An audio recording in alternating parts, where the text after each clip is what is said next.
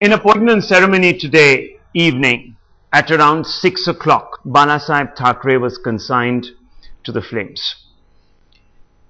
The ceremony was with full state honors, a departure from convention indeed, but justified on the back of the fact that this was no ordinary leader. Larger-than-life figure who leaves a huge void in the firmament of Maharashtra politics, of national politics, if I dare say. Already the focus is on his legacy. Who is going to inherit this legacy? Who can steer and stay or keep the Sena relevant in the years ahead? Are Uddhav and Raj Thackeray the most obvious candidates, or is the Sena not going to be able to, at some level or the other, weather the churn that Maharashtra itself is undergoing even as we speak? Many possibilities, some of them on your screens. What happens to the Sena MNS? We would love to have a crystal ball and predict accurately, but that is not really our calling in life. Instead, we can only really look at the symbols and the symbolisms on display. Nalini Singh, how do you see the evolution of the legacy of the Shiv Sena? We were talking about this a little bit before the break, but fundamentally it will be determined by the characteristics and the traits, the personality traits of whoever inherits the mantle, either Uddhav or Raj.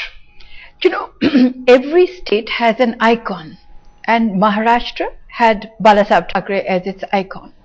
And since I would say really since 1969, when he was put in jail for the agitation in Belgaum.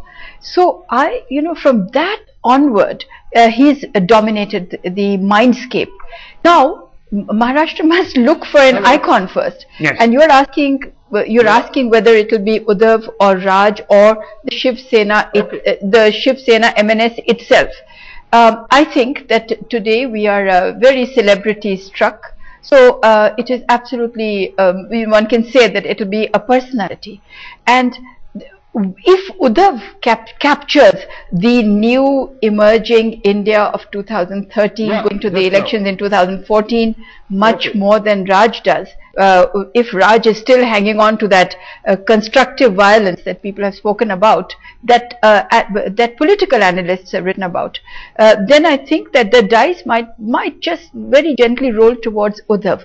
But today, Raj Thackeray seems to have his Sainiks, MNS, much more in the palm of his hand, if you like, as Bal Thackeray did. And therefore, it's a more muscular organization at a street level today, I find, with Bal Thackeray gone. But I really must say that this is instinct rather than any study or any research. Yes, well, are we making too much of the differences, not just physical, but also the psychological and the characteristics that are displayed by Uddhav and Raj Thackeray? A parallel might be drawn with the BJD in the post-Biju years.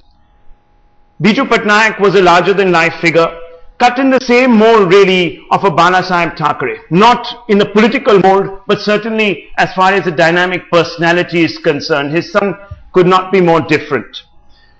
Naveen Patnaik has taken on the mantle of the BJD, seemed to have consolidated the party, kept it relevant in the state of Orissa. There have been ups and downs, but he's been able to stabilize it, Shiv Viswanathan. Therefore, I ask on the back of that comparison, are we making too much out of the personal charisma of Raj and ignoring perhaps the inherent qualities of Uddhav? Maybe being very different from his own father could be a blessing. I have a different theory. I think the old man was so crafty, he divided his genius between the two of them. So they remain in perpetual reciprocity. See, I think really the thing is, how do you convert the charisma and the message of Bal Thackeray into social capital for the future? I don't think any one of them can do it alone. This is a group of cousins condemned to each other.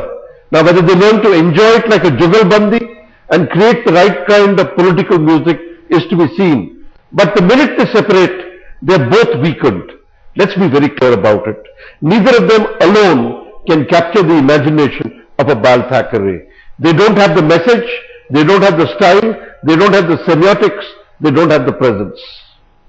Okay, it's a strident position that you've taken, but an interesting and intriguing one. Let me go across to Gaurav Sawant, who joins us from Shivaji Park. We've been trying to establish contact with him. Gaurav Sawant, you've been speaking to a large number of Sainiks who have assembled. Over the last 3 or 4 days, you've been speaking to insiders close to the Thackeray family. What really is the feeling? There is definitely going to be churn. What are they saying to you about this churn?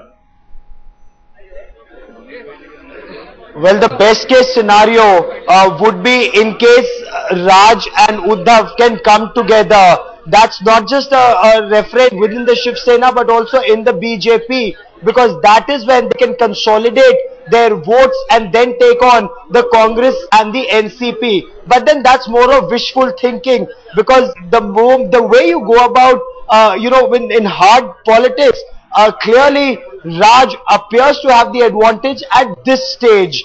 Whether Uddhav can take on that advantage and then increase upon it, that remains to be seen.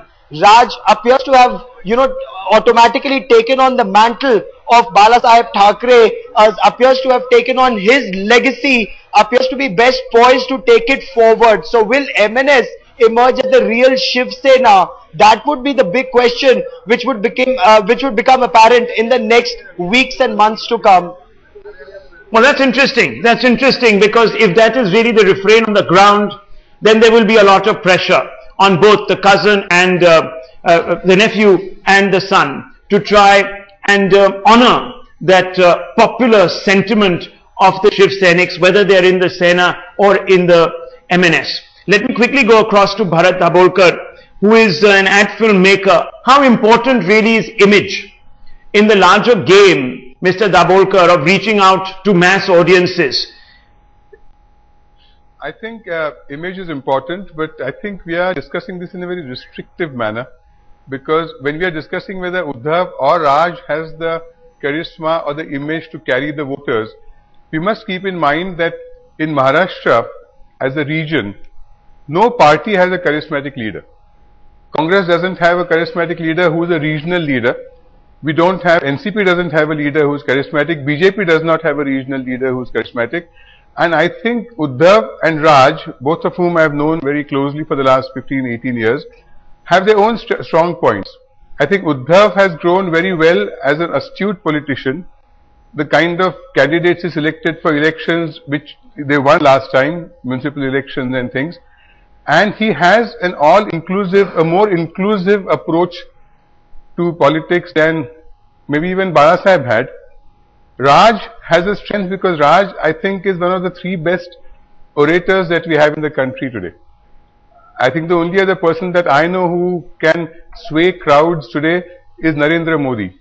And after that, the only person I have heard personally is Raj Thackeray. He can really cut through the thing and influence listeners in a tremendous way. So I think it's difficult to say who has a better image. Second is, I don't think it has to be either or. If Maharashtra can be ruled by Congress and NCP who genuinely hate each other, I don't see why Raj and Uddhav have to love each other. They can work together and share power. And if somebody is a good political advisor to them, they would say, keep your individual identities, try and have seat adjustments, and both of you can rule this state, and that's a very much a distinct possibility. They don't have to love each other. Okay, Shobhadev, are we being too hasty in judging the Uddhav book by its cover?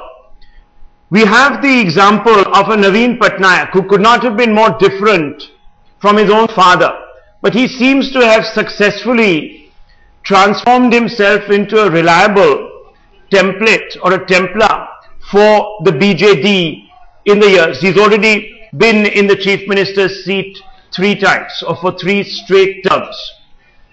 Are we perhaps being far too judgmental in dismissing Uddhav's self-effacing manner and dismissing it as a weakness? You have given an absolutely sterling example with Naveen Patnaik. With Uddhav, it's slightly different. we are talking about a person who may not necessarily have wanted to be in this position in the first place. It's almost as if there was something that had been thrust on him. Having said that, it's a bit premature to, as you said, pass judgment on him. It's entirely possible that he will grow into this role, that he will come out of his father's shadow, that he will in fact fill his shoes and maybe take the Sena to the next level, strengthen the party, consolidate it, present a more sober picture for the youngsters to follow, groom his son. But the bigger concern, I think, may have to do with Uddhav's rather fragile health and whether the party, the followers will be patient enough to give him the time to grow into a larger than life position which Bala Sahib has occupied for over 40 years. Also, one must remember that the Shiv Sena was built around a personality cult. It was Bala Sahib's personality that drove the party, that drove the image, that provided the identity to the Shiv Sena. If you're going to be looking at a similar personality or someone who comes anyone close to it, I would say it's more Raj than Uddhav who carries the characteristics that are required for a personality cult. Now the other debate... We seem to have lost Shobha De there. Something wrong with the signal. We suddenly lost her. We'll go back to her. She was on an important point there, but we're also joined by Praful Bidwai. I think we've got Shobha De back. Shobha De, I think we lost you there for a brief moment. Please continue with the point you were making. You were coming to an important surmise. Yes. Yes, I was saying that the entire Shiv Sena has been built around a personality cult. That personality was Bal Thackeray.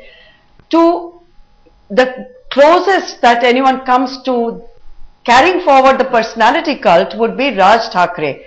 My question is it enough merely to build a party around charisma?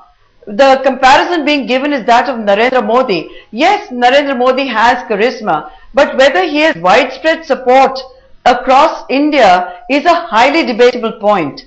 So it's, at the end of it all, it's content, it's what you represent, it's the politics that will eventually make or break a party and will make or break a personality, including Narendra Modi, including Raj Thackeray, including Uddhav. So at the moment, it's just speculation. Maybe Uddhav's sobriety is what the party is actually looking for. His leadership qualities, well, he has proved those in whatever way he can, but to come out of his father's shadow has been his biggest challenge. He has established an identity of his own, very distinct from Bala Sahib's. Okay. That's the point. Do we want a clone? Do we want another clone? Or do we want another person, a leader in his own right, with maybe a new version of what the Shiv Sena represents? Okay, I'm going to come to Nalini Singh in just a minute, but we're also being joined by Praful Bidwai, senior journalist and a leftist commentator. Your view of politics from the opposite end of the political spectrum to the Senas, Mr. Bidwai, would be an interesting take on where you see the Sena evolving. Is it going to be more of the same, or could possibly Uddhav, who has shown an inclination towards a more inclusive politic, might even inform the praxis of the politics of Raj Thackeray? Who knows? Maybe he'll have an influence on Raj Thackeray, forcing him perhaps into the center mainstream. I think the Shiv Sena has no future. I'll tell you why. It's not just, as Shobha De quite rightly said, built around the personality cult of Bal Thackeray, but it had a specific role to play in the Bombay and Maharashtra of the 60s to the 80s. Right? The Shiv Sena, let's be clear, is not just a political party. It is a twofold phenomenon. It's a political party and a social movement of a very fascist kind, right? A social movement that tries to enthuse people, recruit them into various activities on a series of platforms such as Maharashtrian chauvinism, such as Hindu communalism, such as anti-South Indian, anti-Gujarati sentiment from time to time, right? And it tries to build them into various kinds of social groups. It may be a social club, it may be a Shiv Sena ambulance scheme, it may be a Vada Pav scheme, it may be many things, right? But it's this kind of, that dual character of the Sena is already weakened. It's turned essentially into a political party which is split. The second important characteristic of the Shiv Sena was that in the 60s to the 80s, it played a specific role on behalf of business groups, various shady and sleazy industries and so on. That group has already been replaced by other organizations and so on. So Bal Thackeray's specific brand of fascism, of smashing trade unions, targeting activists from the south who were important in the communist movement of the 60s and the 70s, is no longer necessary, right? So the Shiv Sena's relevance to business, especially to sleazy, shady business groups, is much less reduced. Is reduced now in relation to what it was. But Mr. Bidwai, the argument's also being made. The argument's also being made, and I'm going to come to you, Mr. Nalini, saying the argument. Let me just complete. Let me just complete for, I'll take half a minute. I'm saying that the Shiv Sena's specific role, right, was limited to this period in the 80s. The rest of it is actually a hangover. The rule of terror, the politics of bullying that Bal Thackeray personified. Okay. Here is a man who could get away. Here is Narendra Modi, who is not only planning and executing mass murder, he is able to get away.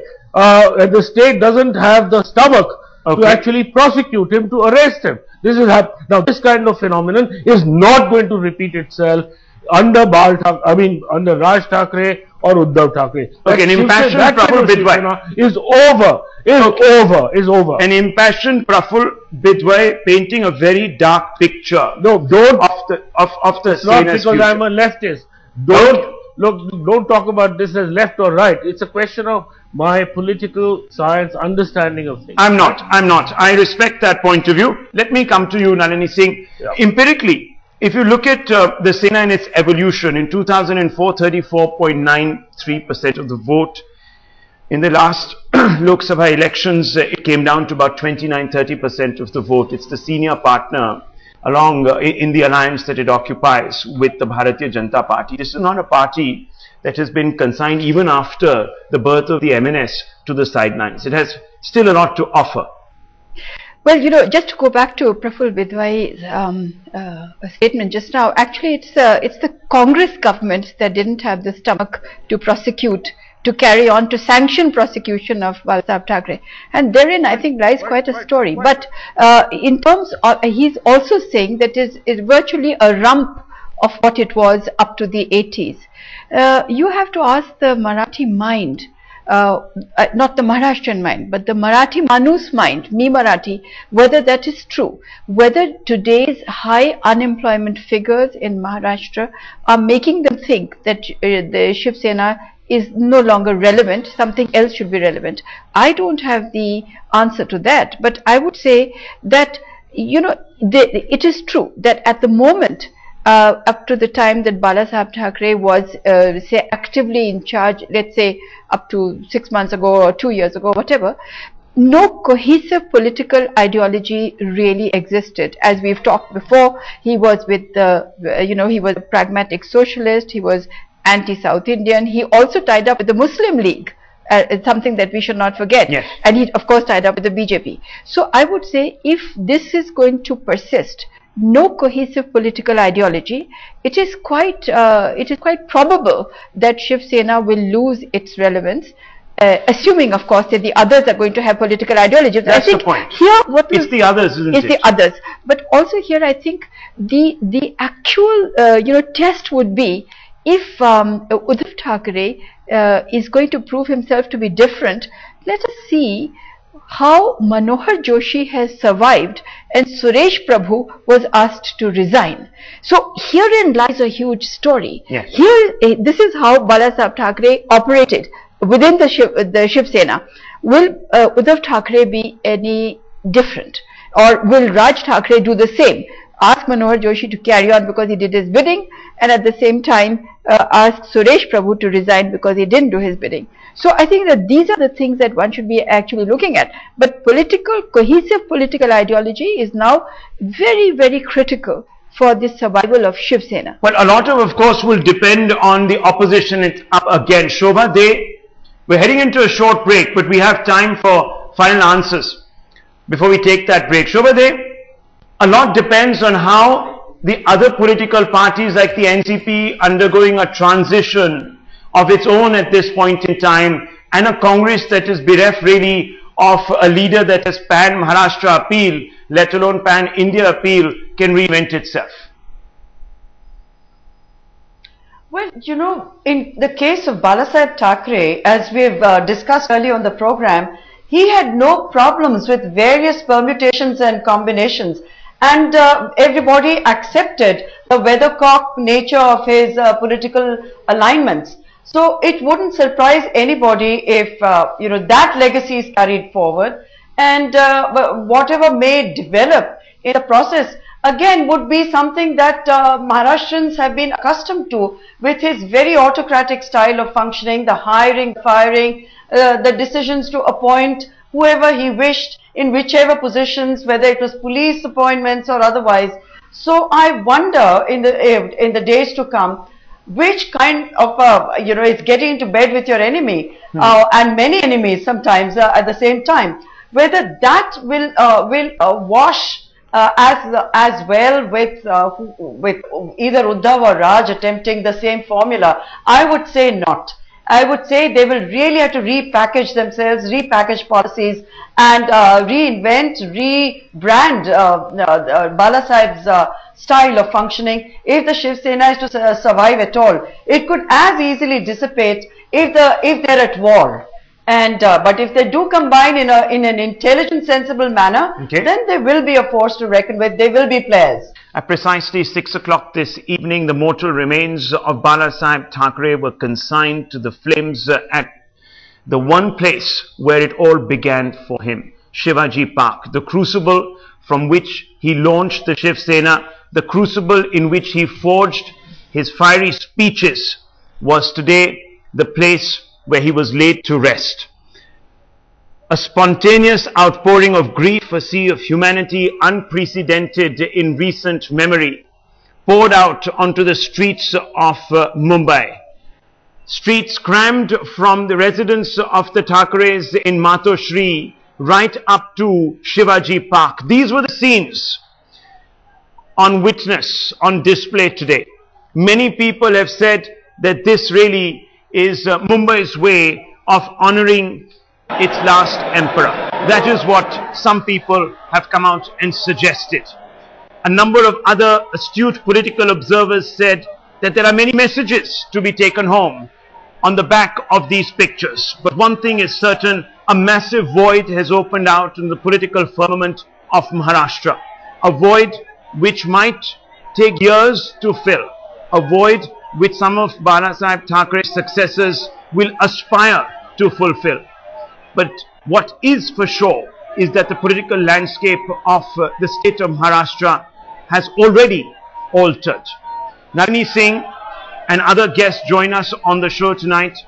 Praful Bidwai, Shiv Vishwanathan, Shobha De and Bharat Dabolkar. Let me begin with you first, Nalini Singh.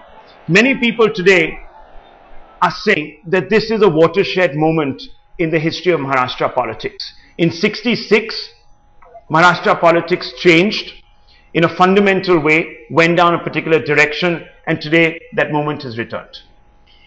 Well, Rahul, in another way, what you're saying is that the fist has been unclenched. So you're asking whether when you say the landscape of Maharashtra politics will change, you're also asking, underlying that statement is a question, does an opportunity exist for other parties? Of course, opportunity always exists. But in this case particularly, what you might also be alluding to is the Shiv Sena alienated the Muslims so much, the Muslim vote, shall we say, brutally just now, so much, that does an opportunity open up immediately. The question really is that if you go back to your live visuals just now, and I don't know if you can, the Shiv Sena cadres are still at the cremation ground. Yeah, we'll put those pictures up. All right, okay. Yes. Let's see those. What I saw the last time was that they were still at the cremation ground. Pretty unusual. Now look at that. Just take a look at that. That is a good 2.5 hours after the first flame was lit and on the fire. So I would say that on the one hand, please take at the muscular picture that you're getting of the Shiv Sena cadres' allegiance to Shiv Sena or to the departed leader. On the other hand, Shiv Vishwanathan spoke, and I do agree with him, about a city-state. All the channels have been saying that Shiv Sena actually has pockets in, Mumbai, Pune, and urban centers. Yes. And now, if that is true, then this alienation of certain categories of Indians is probably not going to alter shall we say, the rootedness of Shiv Sena that much, except today this is not 2000, this is not 1960, as we have said ad nauseum today, up to 1980. Today, on the cusp of, really going on to, if in a way the flight of fancy takes you to 2020. Now, you cannot now go to Bhumiputra, and you cannot go to just the blue collar worker and the chawlwala in this. So therefore, Uddhav stroke Raj, Uddhav plus Raj, Uddhav alone, Raj alone, goodness knows, these people have to remember that it is not going to be Bhumiputra, chawlwala, blue collar workers. Something else might be done. And I did allude to, of course they're looking at inclusiveness, but I did say if Shiv Sena can actually turn regional parties 360 degrees and bring them to actually unifying India, that might be something that is a kind of mantra for their survival. Okay, Shobhade, I'm coming to you straight. Can the tiger change its stripes? Will the cadres and the vested interests that exist at the lower levels, at the operative levels of the Shiv Sena, allow Uddhav Thackeray to take this party in a different direction if the idea struck him?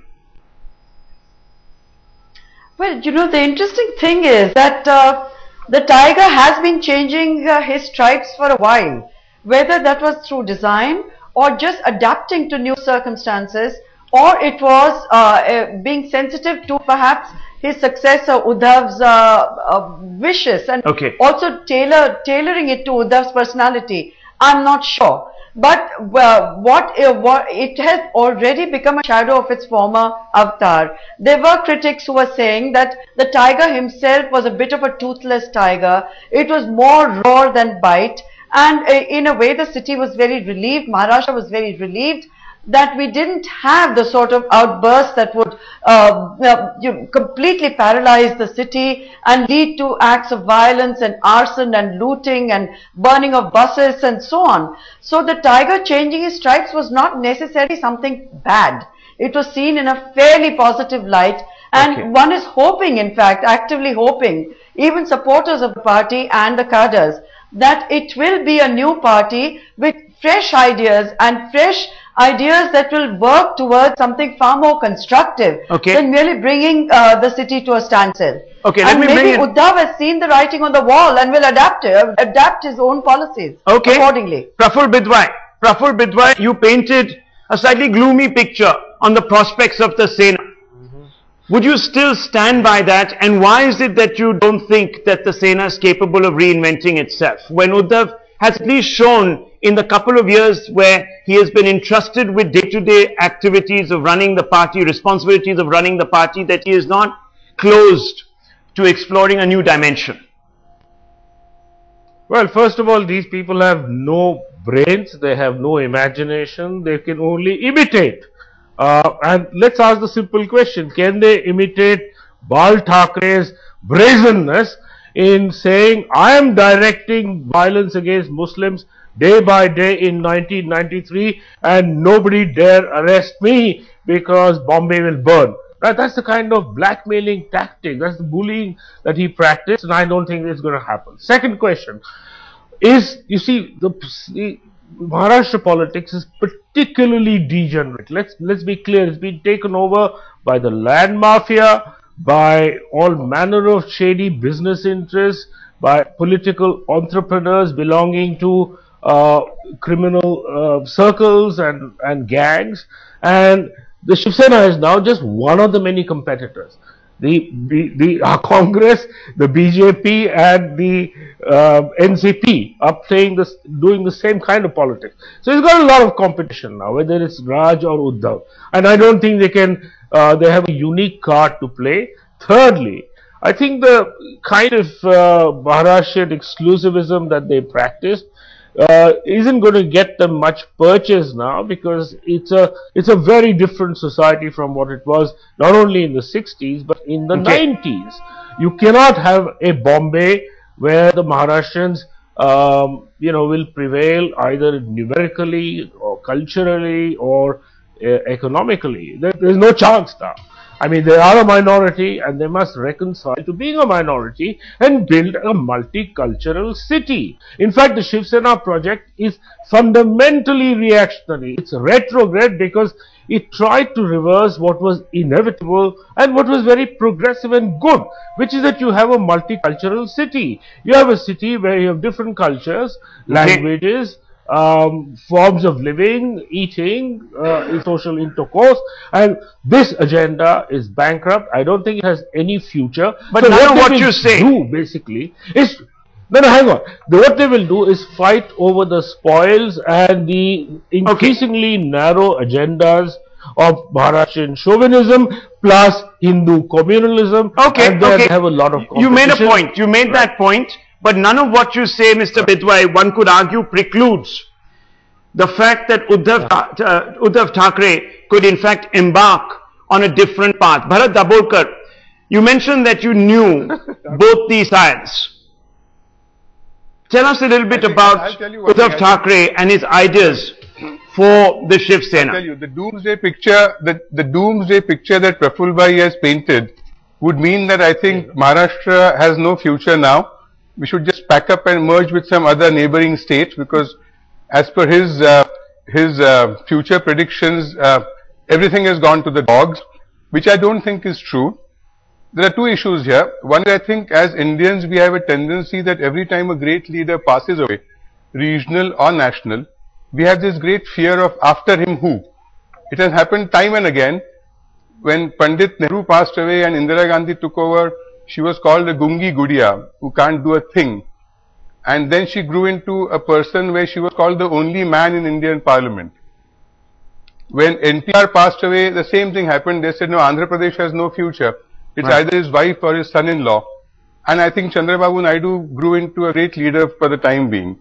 I think it's too premature to start believing that either Uddhav or Raj can't manage the affairs of Shiv Sena or MNS. I'll give you an example, because I don't think Praful Bhai is aware of this. But this transformation of going beyond just a Marathi Manus had started many years ago. In fact, under Bala Saheb's guidance, both Uddhav and Raj, we had all sat together and we had worked out an entire campaign which said, a Mumbaikar does not mean a Marathi speaking person.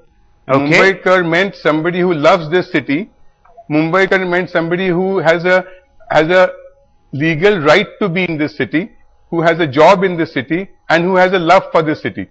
Whether you are a Gujarati or a Bengali or a Muslim, it did not matter. And that campaign had started years ago. I don't think Mr. Bidwai is aware of this, but this transformation is already there. It wasn't implemented because things changed, but that can be implemented very easily in the near future. Okay, Shiv Viswanathan. And I think it can work brilliantly for Maharashtra. Okay, that's important, because a lot of times rebranding does actually take a lot out, and it's not very easy to turn ships around in a different direction, specifically when you're trying to steer against the tide, as perhaps the Shiv Sena has been over the last decade or so. But Shiv Viswanathan, the fundamental question here today is not so much about who is going to inherit the mantle of the Shiv Sena, but fundamentally what the Shiv Sena wants out of its own leaders. See, I think there are two questions here. One, how does the Shiv Sena construct the city? Two, how does the city construct the Shiv Sena? See, I think you'll have to see Raj Thackeray and Uddhav Thackeray as two parts of the same equation. Uday will work on governance. Raj will work on the politics of the city. And if they combine creatively, using both the politics of anxiety and the politics of an inclusion-exclusion model, I think they have a future. In fact, I think realism and pragmatism of Uddhav will give the prophetic mode of Raj Thackeray a creative push. I think they're here to stay. Let me also emphasize, I am not a devotee or acolyte of the Shiv Sena, but a Shiv Sena like politics will continue as long as the politics of the city continues. I think we have to face the facts. Just because we dislike a person doesn't mean he's not going to outvote us time and again. Okay, that's an interesting point, and at least it's free of perhaps at some level or the other predetermined prejudice. But Nalini Singh, let me just ask you very directly. The NCP today will be looking very closely at how the Shiv Sena manages the transition, because it's itself going through a transition.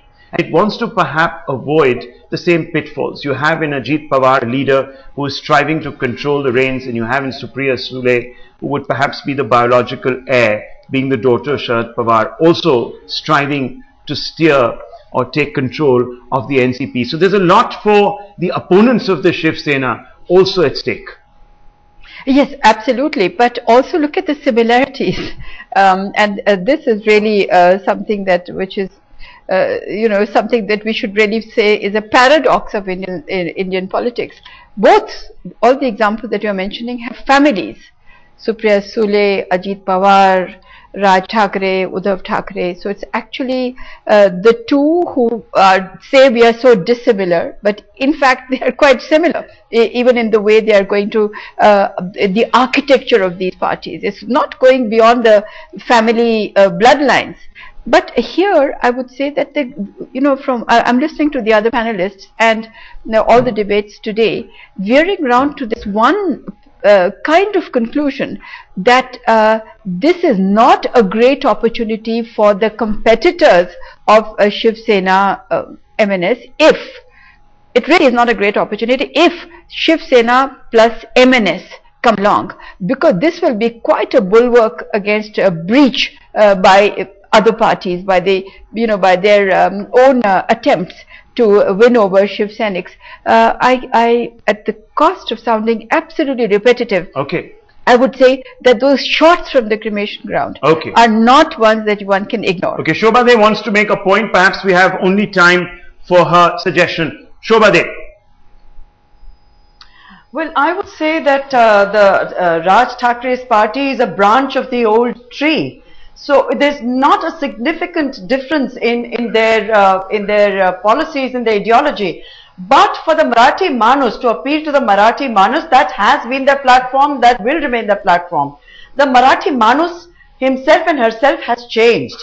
So if Balasaheb Thackeray tapped into the insecurity and psychologically preyed on the kind of alienation that the Marathi Manus felt, the marginalization that had happened with the Marathi Manus, it's not going to work today, because it's a much more confident person today. The young Maharashtrian wants results, wants jobs, wants action plan for the state, for the city, wants more inclusiveness, and doesn't want to belong to a party that may propagate hate politics or politics of violence. They would vote and back a party that sends out a very positive image of progress. If both these gentlemen understand that and they align with another party that is also on the same page, there is a future. If not, then I would agree with Praful, it would probably spell the end of the Shiv Sena as we have known it. Well, thanks indeed. It's been a most interesting and absorbing debate here. We've looked at various facets of the story beyond Balasaheb Thackeray. It might be too premature to come to any definite conclusions, but we're leaving it at that on Newsnight tonight. Center Stage coming up with Rahul Kamal in just a few moments, but we leave you with some of these messages of condolences that were issued forth today and over the last 12 hours.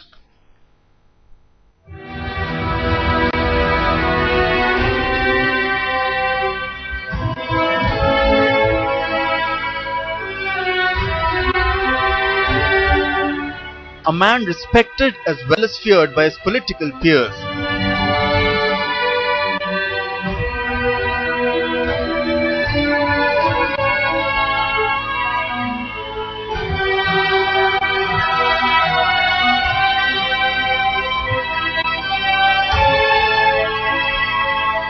And even after his death, his friends and foes across the political spectrum are united in the rich tributes for the Tiger of Maharashtra.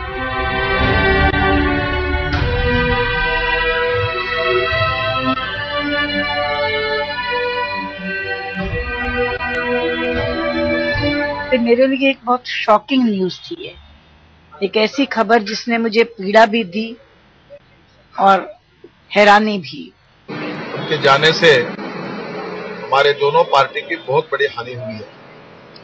एक दिलदार व्यक्तित्व, उदार मन रखकर जो मन है वही मुंह पर अपनी बात रखने वाला एक बहुत ही निर्भीक नेता के रूप में हम उनको हर समय याद करते रहेंगे। आज जो चले गए हैं, मैं मेरे फैमिली की ओर से और व्यक्तिगत रूप से मैं उनको श्रद्धांजलि अर्पित करता हूं। Sad to know that Bala Sahib is no more. Although I had political differences with his ideology, yet I admired his sharp wit, uncompromising in his patriotism,